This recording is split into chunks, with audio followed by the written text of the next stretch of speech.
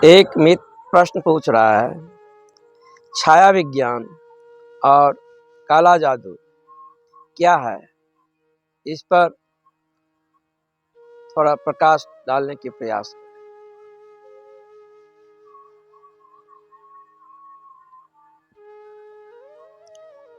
छाया विज्ञान के जानकार मध्य यूरोप, भूटान और तिब्बत के सुदूरवर्ती गांव के लोग, इस विज्ञान के जानने वाले लोग।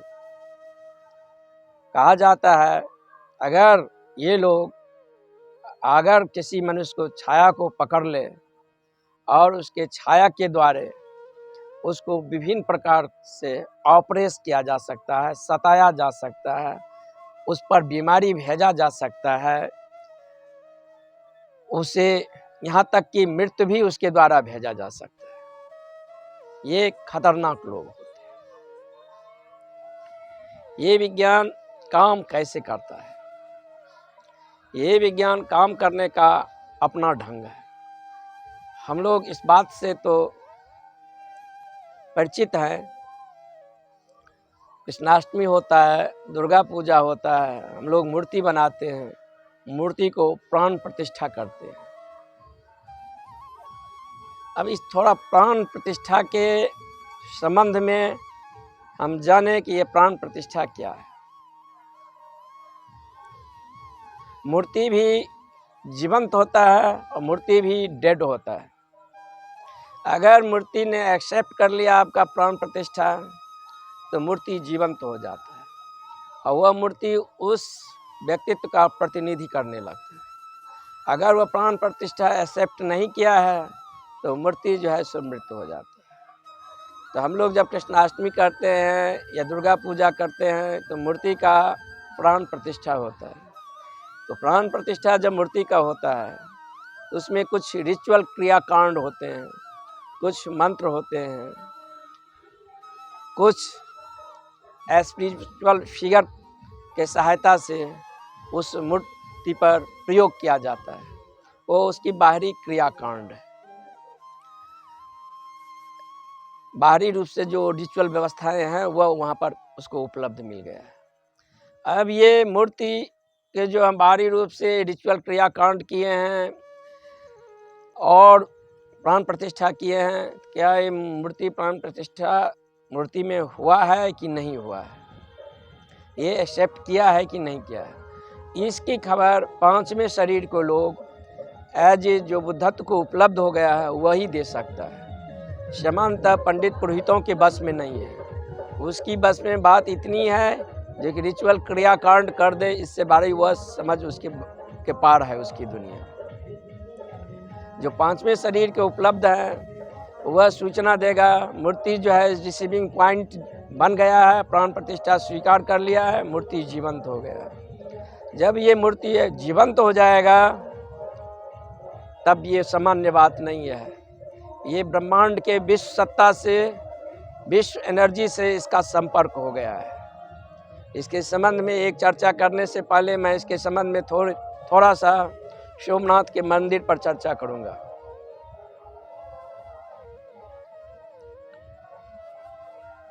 सोमनाथ के मंदिर जो था उसमें 600 पुजारी रहते थे और वो मंदिर जीवंत था। तो वो मंदिर जीवंत होने के कारण जो था सो उसके लगभग जो है सो पांचवा और चौथा शरीर को जो व्यक्ति उपलब्ध है वही बता सकता है मंदिर जीवंत है कि मंदिर जो है सो डेड में बदल गया है।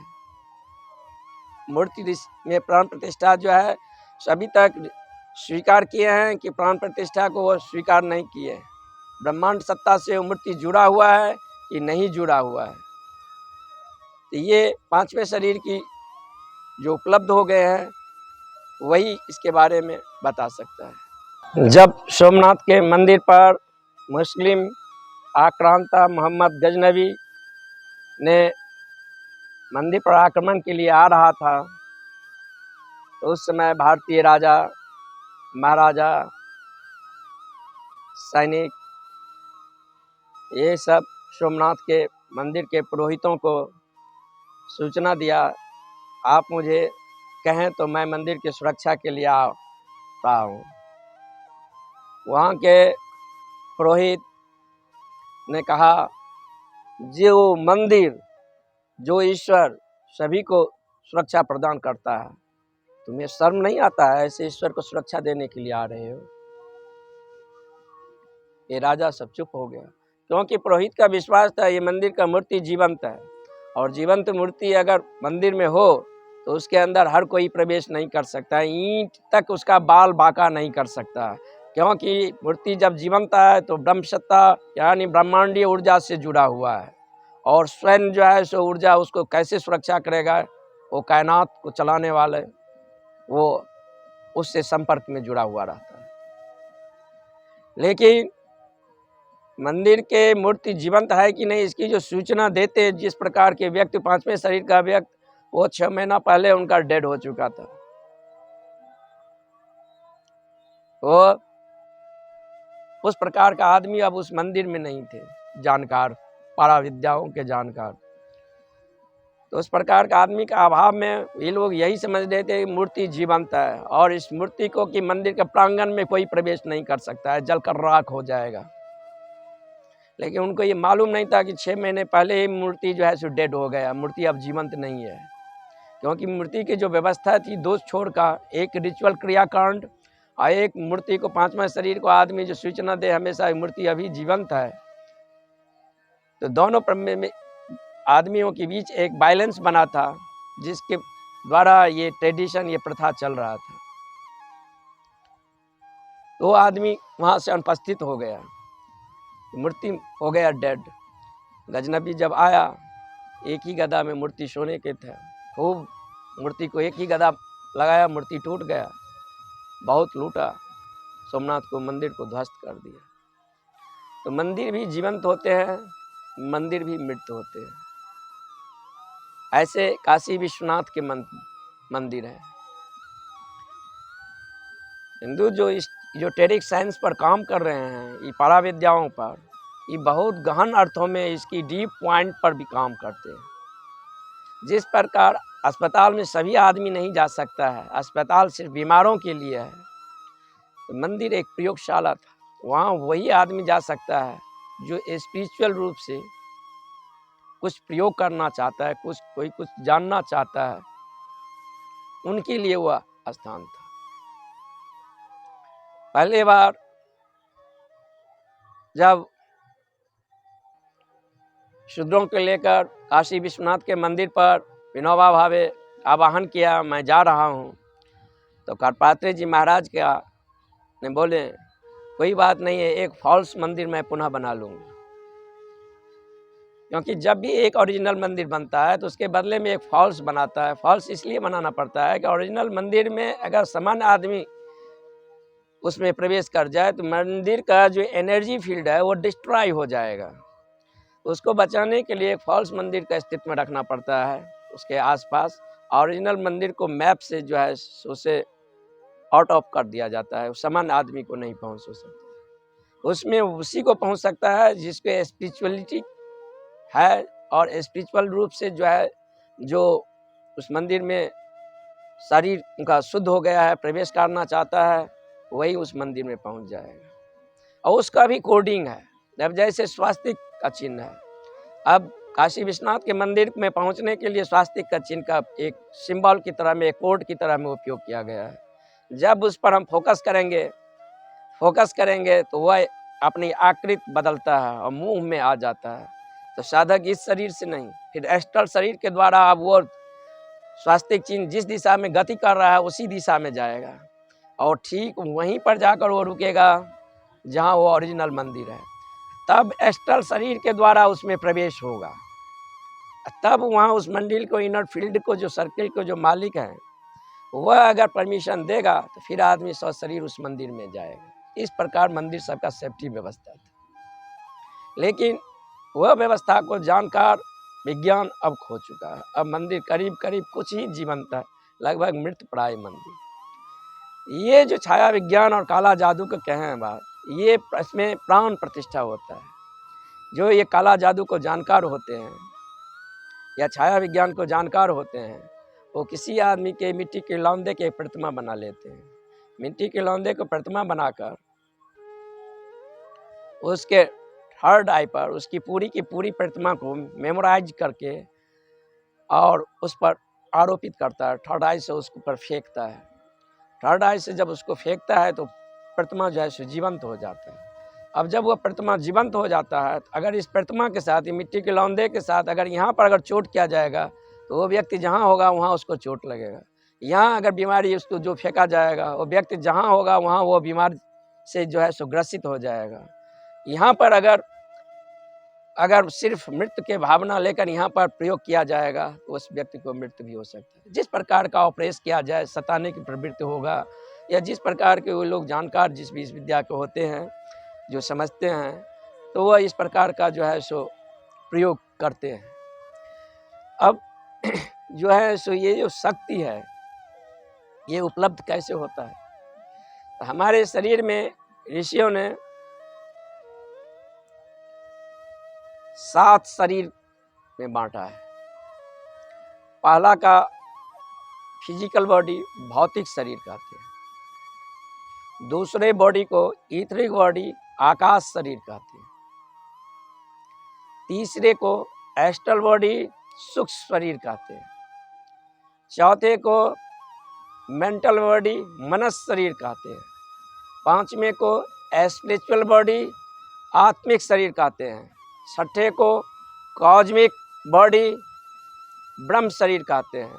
सातवें को बॉडीलेस बॉडी कहा जाता है, यानी निर्माण शरीर। जब आदमी चौथे शरीर में आता है वहाँ बहुत प्रकार की शक्तियाँ उपलब्ध होते हैं। प्रकृति की तरफ से एक ग्रेस उपलब्ध होता है, एक प्रसाद उपलब्ध होता है, जो सामान्य आदमी के लिए चमत्कार होता है। वह आदमी दूसरे के मस्तिष्क में क्या चल रहा है वह समझ सकता है। आपके घर में कहाँ क्या रखा है वह बाहर से बता सकता है, घर के बाहर से समझ सकता है। दीवार के पार क्या है वह जान सकता है। बिना बोले आपके मस्तिष्क में विचार को, थॉट को पहुंचा दिया जा सकता है।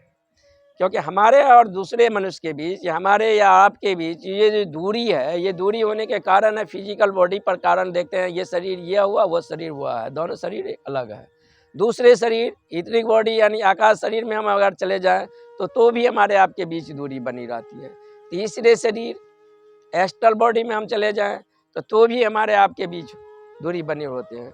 लेकिन अगर मनुष्य अपने चौथे शरीर में चला जाए तो चौथा शरीर में हम और आप अलग नहीं है, हम और आप एक ही हैं। तो उसको एक ऐसे समझिए, एक तालाब है, तालाब में बहुत सारे मटके रखे हुए हैं, सारे मटके में पानी भरा हुआ है, और हर एक मटका ये समझ रहा है मेरा पानी अलग, मेरा पानी अलग, मेरा पानी अलग। क्योंकि मटके का जो दीवार है, कंटेंट है, वह बता रहा है कि उससे कुछ पृथक है, ये पृथक है, ये पृथक है। लेकिन कोई मटका अगर ऊपर आ जाए, थोड़ा छलांग लगा कर देखे तो उसको स्पष्ट दिखाई पड़ेगा, अरे हम लोग तो व्यर्थ अपने में जो है सो एक दूसरे से भिन्न समझते हैं। सारे मटके में इसी तालाब का पानी है और इसी पानी से हम लोग जो है सो फिलअप हैं। तो हम लोग अलग अलग नहीं हैं। चौथा शरीर में यानी कलेक्टिव माइंड में मनुष्य जो है सो हर एक मनुष्य जुड़ा हुआ है, वहाँ अलग नहीं है। तो चौथा शरीर को जो जानकार हो गया तो वह आपको इस प्रकार का आपका छाया को पकड़कर या काला जादू की सहायता से आपको सताया जा सकता है, आप पर खतरनाक से खतरनाक बीमारी भेजा जा सकता है, आपका मृत्यु भी हो सकता है। जिस प्रकार को आपको वह चाहेगा परेशान करने के लिए कोई नहीं रोक सकता है। लेकिन इस विज्ञान को जानने का वाले जो लोग थे मध्यकालीन समय में यूरोप में हजारों स्त्रियों को जला दिया गया, डाकिनी विचेज कहकर। भारत में हजारों तांत्रिक को मार डाला गया। इसलिए इन लोगों पर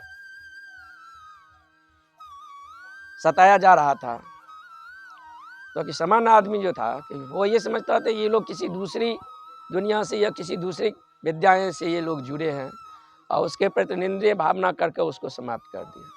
बल्कि ये लोग बहुत काम के आदमी। हमारा जैसे पुरुष है, पुरुष का पहला बॉडी पुरुष का है, तो दूसरा बॉडी जो ईथरिक बॉडी है वो स्त्री शरीर है, और तीसरा बॉडी अगर पुरुष है तो चौथा शरीर फिर स्त्री है। और स्त्री का पहला बॉडी स्त्री है तो दूसरा बॉडी उसका पुरुष है, और तीसरा बॉडी जो है स्त्री है तो चौथा बॉडी पुरुष है।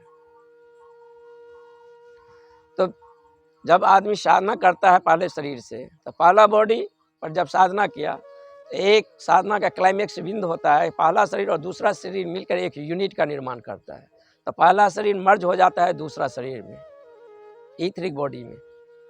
या पहला शरीर पुरुष का पुरुष है तो दूसरा शरीर उसका स्त्री है, तो पहला बॉडी मर्ज कर जाता है उसका दूसरे शरीर में और एक यूनिट बन जाता है। दो शरीर मिलकर एक शक्तिशाली यूनिट बन जाता है।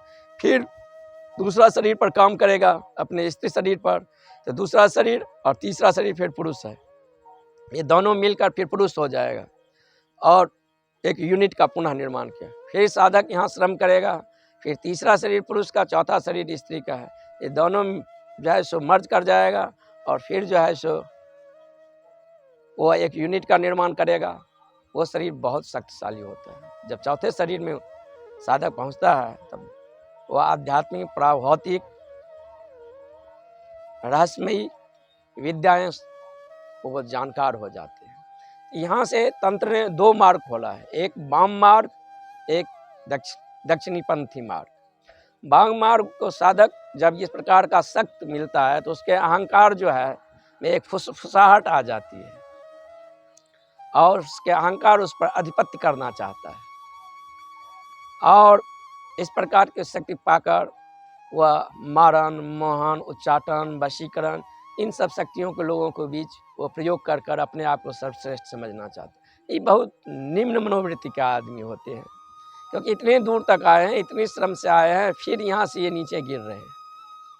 क्योंकि जब आप इस प्रकार का काम करेंगे कुछ दिनों के बाद ये शक्तियाँ पर ऑटोमेटिक अस्तित्व की तरफ से बैंड लग जाते हैं। फिर यहाँ से पॉजिटिव रूप दक्षिण पंथ की ओर गुजरता है। वहाँ साधक इस प्रकार की शक्तियों को पाकर किसी प्रकार का उसमें फुसफुसाहट या ईगोपन या किसी प्रकार के अपने आप को अलग असमान व्यक्ति नहीं समझने लगता है, बल्कि ये शक्ति जो ईश्वर ने दिए हैं उन्हीं के चरणों में समर्पित कर दी, तो और उससे विराट शक्तियाँ उस पर उसे मिलता है। तो इस पथ पर जितने मिलता चला जाए उतने हम उस पर जो है सो उसको वहीं छोड़ दें, वहीं चढ़ा दें। और क्योंकि पहला सीढ़ी पर आप आए हैं तो इतनी बात दिखाई पड़ता है, दूसरी सीढ़ी पर खड़ा होंगे तो कुछ और दिखाई देगा, चौथे सीढ़ी पर जाएंगे तो कुछ और आयाम डायमेंशन होगा, पांचवें पर कुछ और अलग आयाम डायमेंशन होगा। ये तो अपनी चौथे शरीर पर आए हैं, चौथे महल पर आए हैं, वहाँ ये आप संभावना देखते हैं, तो हम उसको वहीं अर्पित कर दें, हम आगे विकास करें। तो इस प्रकार जो लोग मध्यकालीन समय में थे, ये लोग मनुष्य के लिए बहुत सहायता कारक थे। बहुत प्रकार के बीमारी में, बहुत प्रकार के सामाजिक गतिविधि में, बहुत तरह के सिक्रेसी के मामले में ये लोगों को बहुत सहायता पहुंचाते थे। तो शमन आदमी के ईगो पर ये हर्ट हो गया, इसे बदनाम कहकर, विचेज कहकर, डाकनी कहकर इसके निंदनीय कर दिया गया। पुरुष को निंदनीय नहीं किया गया, क्योंकि औरत में ये पावर बहुत ज़्यादा, और औरत साधना में उत्सुक हो तो उसमें ये पावर बहुत जल्दी उतरता है, और उसमें जब ये पावर उतरता है तो पुरुष हमेशा औरत को निम्न समझा है, और जब औरत में ये पावर उतरता था तो उसका अधिक पेशेंट पुरुष ही होता था। पुरुष के मन में ये कहीं ना कहीं इसका हर्ट किया और उसे विचेज और डाकनी कहकर समाज में निंदनीय डाल दिया गया, और उस प्रकार की विद्या को लोग अक्सर न हो समाज में एक वो हवा फैला दिया गया, रोक दिया गया था, और पुरुष को वहीं सम्मानित किया गया था। तो ये विद्याएं खतरनाक हैं। जो इस विद्या को जानकार होते हैं, अगर वह चाहे तो फिर आपको कोई नहीं रोक सकता है।